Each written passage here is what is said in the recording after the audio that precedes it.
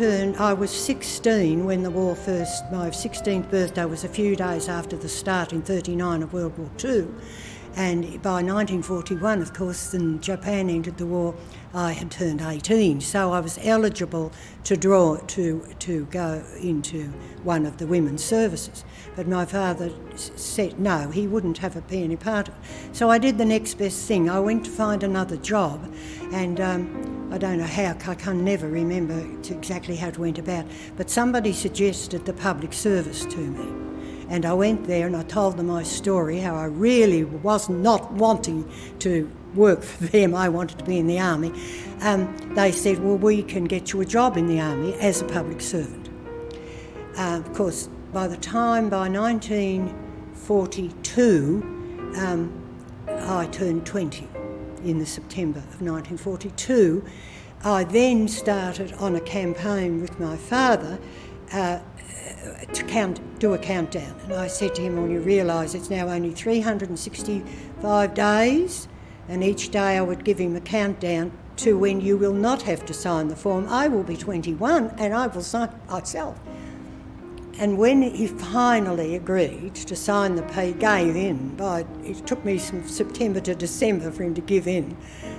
He signed the paper, and I, of course, jubilantly put the paper in, and then came what sort of work I would like to do. And I said to the person that interviewed me, well, I don't want to go back to 339 Swanson Street again. I want to get out in the country. I would like to drive a 3-ton truck.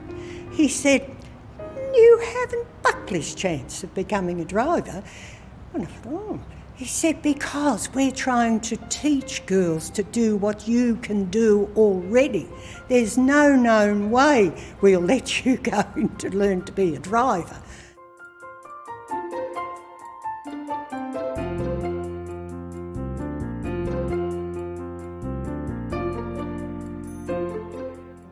On a Friday night, a lot of the students used to get weekend leave, and a lot of the staff got weekend leave, and we were in our barracks and we'd lights out. I mean, we had a sergeant in charge of the barracks, and we lived under strict rules, and lights out at 10 o'clock. And I'd gone to bed with some curlers in my hair, and others had all plastered in, all things you put on at night time and all that sort of thing. When about midnight there was a bashing on the front door of the barracks, and the voices we knew were the guys from our school who'd come over, and they said, come on girls, get up, the war's over. They had dropped the first atomic bomb, and people assumed that's the end of the war. Well, it wasn't quite so long. It took a few more days and another couple of bombs, I think, before they actually surrendered. The Japanese surrendered. And so they said, we're all going over to the Commandant's office, those of us that lived in camps, to celebrate. So we all went over there, and everybody kissed everybody, and, and danced and got silly.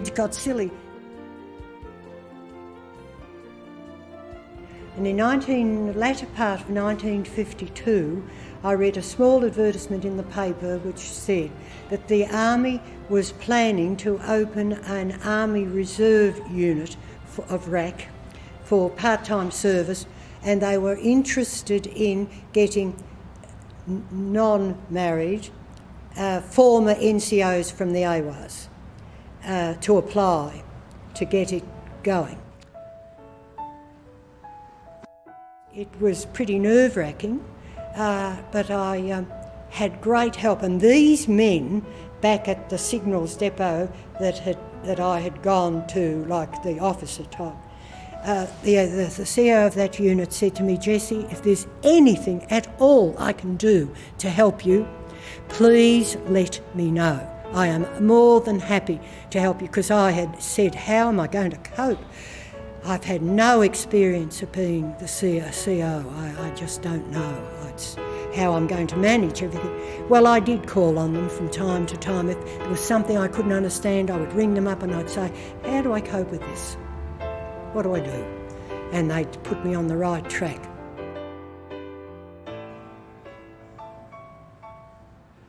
Now, in my case is my album, All About the MBE. And on the back page you will find a card signed by lots of people, one card, and they've all signed very closely in lots of places. And that they gave to me when I got the MBE to congratulate me, and all these passengers from the bus signed it. I cried, I shed tears. I thought that was just... I got telegrams, I got lots of cards, as that, if you'll get to see that album, they're in. But to me, that was the biggest thing about their congratulations.